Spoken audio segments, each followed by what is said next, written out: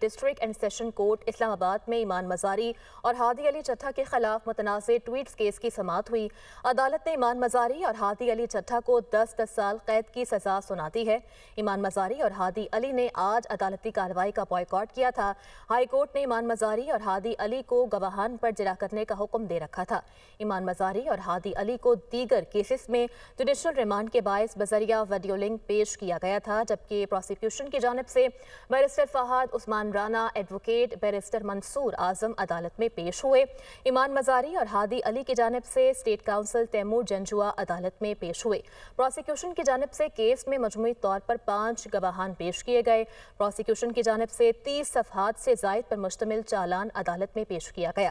ایمان مزاری اور ہادی علی پر P T M اور دیگر کالعدم تنظیموں کا ایجنڈا پھیلانے کا الزام عائد تھا۔ ملزمان پر ریاستی اداروں کے خلاف مواد کی تشہیر کا بھی الزام موجود تھا۔